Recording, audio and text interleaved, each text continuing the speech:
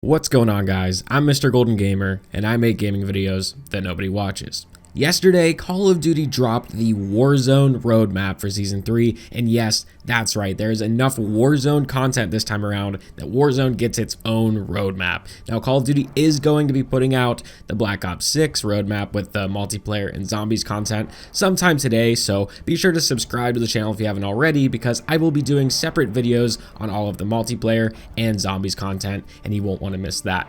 But Verdansk is coming back to Warzone. So the first thing that we have to talk about is obviously the map coming back and what's new. Is it the same map or have they changed a lot to it? Basically what they've said is this version of Verdansk is 95% a rebuilt version of Verdansk from 2020, with around 5% of the map's landscape receiving light adjustments and quality of life improvements. Overall, I think the new version of Verdansk looks really nice. The updated textures look good and the lighting is going to go a long way. There were a lot of people that would just hide in dark corners in the original Verdansk, so hopefully that's not a thing on this map. But one of the biggest changes is the ability to swim, which wasn't originally possible in Verdansk. The southern combat zone has been extended out to the Kastovian Sea, and the coastline is now accessible. However, this isn't critical to the gameplay because none of the rest of the water on the map is able to be swam in. It's basically all ankle-deep water everywhere else in the map, just as the original Verdansk you couldn't swim. So there's just like this one border of the map that you can swim in,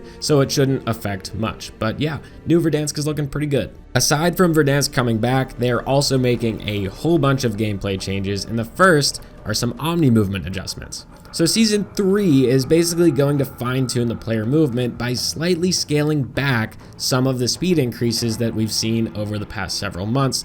These adjustments to the movement is trying to get it more in line with what players experienced in the early days of Warzone. I'm not sure how this one's going to go over because it really seems that most of the community wants super fast movement, but the original Warzone, if you go back and play Modern Warfare 2019, you don't move around that fast, and I think a lot of people forget that. But anyways, it's very clear with all of the updates that they're putting out, and about to go over a lot of these, they're trying to make Warzone back into what it used to be in 2020. So we have 150 players again, the original announcer is making a comeback, we can shoot during free fall again, and the infill and exfil cinematics are back to the originals from 2020. On top of that, the original supply box colors are coming back. We are getting the original floating loot back. This makes it so much easier to see things on the ground and pick up what you actually want to pick up. This is something that went away whenever Warzone 2 was introduced back in 2022, but we finally have it back, and I think a lot of players are very excited about this one. Also, the original armor satchel is coming back, and I believe that allows you to hold 8 armor plates. High-value loot zones from Modern Warfare 3 will be coming to Verdansk for the first time, I believe. I don't think we ever had the high-value loot zones in the original version of Verdansk. But anyway, buy stations are also getting a big update, but is it even an update? Because it's kind of just a reversion to what it once was, which is way better than what it is currently. So we have the vertical menu. It's very easy to see what you want to buy. You can buy back all of your teammates at once or buy them back individually. Just such a much better user interface. But also the specialist perk will be making a return in mid-season, and it will be available in the buy stations and perhaps also hidden elsewhere. That kind of hints at a potential Easter egg surrounding that, which is interesting.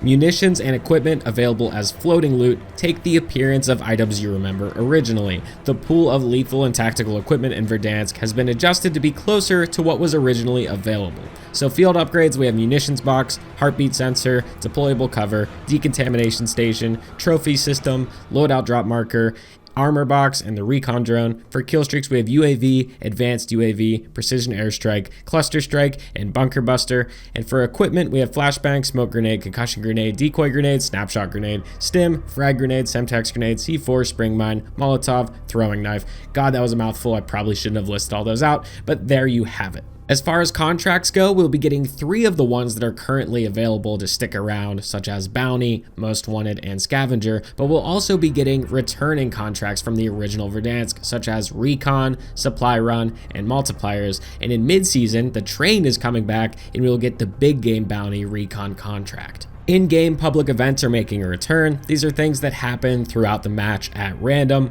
They can be fire sale, jailbreak, restock, or loadout drop. The original Gulag is back, and not only is the map back, the original way that it works is back too, where you have to capture the flag at the end if you're both still alive. I believe the current way that it works is you need to get on the zip line in the middle and zip out of there, whereas originally there was just a flag that would spawn in the middle and you have to capture that. So it is back to the way it used to be. It's just a very common theme. Everything's back to the way it used to be. Even the vehicles, they've rebalanced the vehicles to make them behave much more similar to what we saw in the original Verdansk. And being that we don't have any redeploy drones anywhere, that means that vehicles are probably going to play a much more major role. So as far as vehicles go, we of course have the classic helicopter making a return, the cargo truck, the light tactical vehicle, the Polaris Razor Pro R4, and the ATV all-terrain vehicle, of course, or just the quad. So yeah, having these vehicles, I'm really excited for vehicles to play a role in big map Warzone again. Vertical ascenders are making a return in Verdansk, both interior and exterior, but they're actually different plans for each of these. The interior ascenders, things like inside of elevator shafts on the interiors of buildings,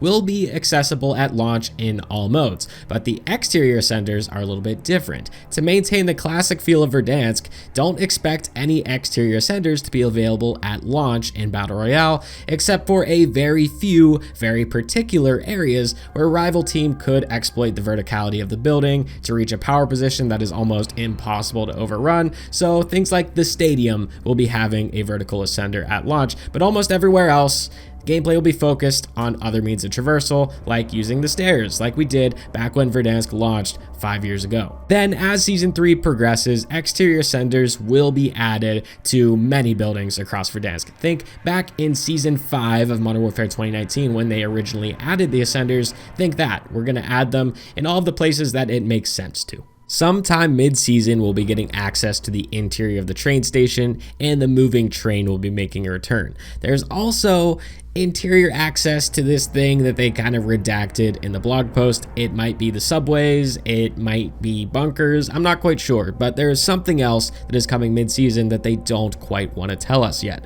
There's also a whole bunch of quality of life improvements. Some of these I already mentioned, just like the squad redeploy at buy stations. This is a different one. Weapon Inspect now shows the attachments on your gun. So Weapon Inspects before were kind of purely an aesthetic thing, but now it shows you what you have on your gun, which is kind of cool. There's prioritize a favorite loadout in the gunsmith, so I guess you could set something as your favorite and that will be kind of moved to the top of the list in the like loadout menu whenever you try to grab your loadout.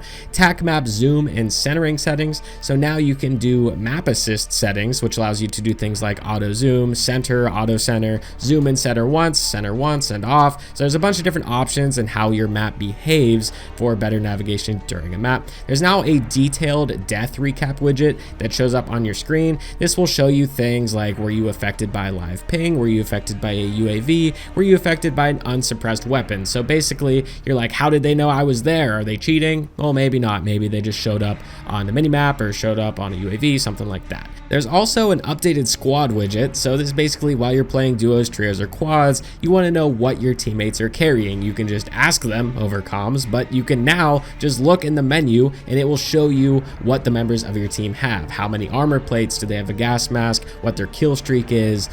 Basically now teammates can't lie to you and be like, nope, don't have any plates to give you, sorry bud. Well, now you're going to be able to find out if they're bullshitting you or not and get those plates off of them, I guess. So the ping duration settings, this is something you're able to change how long your ping will stay on your screen. I think that's interesting to say the least, because if you ping an enemy and it stays there for a long time, is that kind of an advantage? So it's interesting to see, it will be interesting to see rather how that one plays out. So when this comes out, obviously Urzikstan will be gone. It's the end. Verdansk is now the big map. Something that is relatively interesting is that Resurgence will be going away for at least the first few hours of Season 3. And when it comes back, Rebirth Island will be the only map.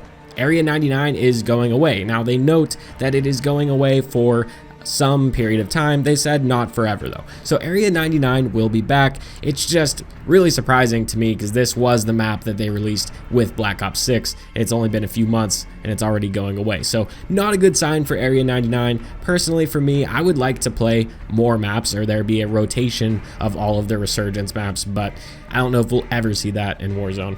Now, this Warzone blog post does go over some of the weapons that we'll see with Season 3, but it also leaves it open-ended, basically suggesting that we could potentially see more weapons in the Black Ops 6 multiplayer blog post. But what we know of right now is the Kilo 141, which you can get by basically just playing the game. Download Warzone and you get the Kilo 141. Then there's the CR56 AMAX, and this is a Battle Pass Page 6 reward. We also have the HDR, which is also on the Battle Pass, but on Page 3. And we have the Killstreaks, which is an event reward. If you aren't connecting the dots, these are all Modern Warfare 2019 guns, aka the original Verdansk guns. So really cool to see these ones back. It'd be interesting to see these in Black Ops 6 as well. I just didn't picture these guns coming to Black Ops 6. Seems really weird, but it'll be cool to see them nonetheless. As I've already kind of mentioned when I was talking about the Kilo 141, there's some instant unlocks and event rewards. So first, we can talk about 6 rewards you can automatically unlock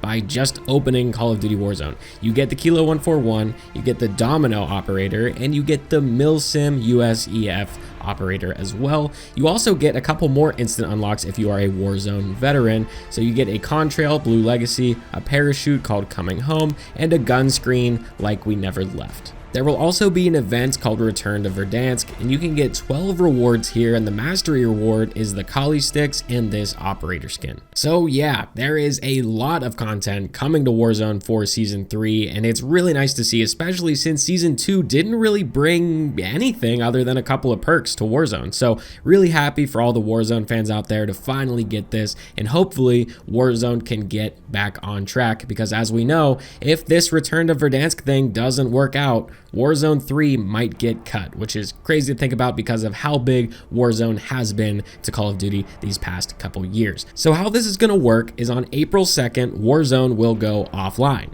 While Warzone is offline, Season 3 for Black Ops 6 will launch. You'll be able to play Black Ops 6 all day, rank up your guns, do whatever you need, and then on April 3rd, Warzone will come back online and you will be able to play Verdansk. So they're kind of doing a split release here, and I think that's really cool. I don't know why they haven't done this more often, especially since this update is going to be so packed full of content. I don't know what the multiplayer content is yet, but I'm pretty sure Zombies is going to have its new map Shattered Veil. So a whole lot of content all within 48 hours. So it's really nice of them to spread that out just a little bit. And if Warzone needs to go offline for a little bit, so be it. Let people play Black Ops 6, rank up their guns. I think it's going to be a really good time. For once, I'm pretty excited about Warzone for the first time in a very, very long time. As you can see, this gameplay is from Vanguard era Warzone, which is really the last time I played Warzone semi-regularly. Once Warzone 2 came out, kind of just killed it completely. And I remember being excited for Warzone 2,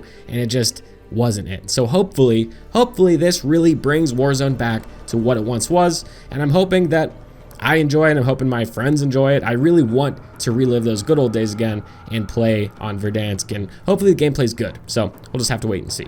Once again, guys, I'm MrGoldenGamer. Thank you so much for watching. If you stuck around this long, please subscribe to the channel. I would love to have you around. Plenty of Season 3 content, both Warzone, multiplayer, and zombies on the channel, so stay tuned for that. All right, guys, I'll catch you in the next one.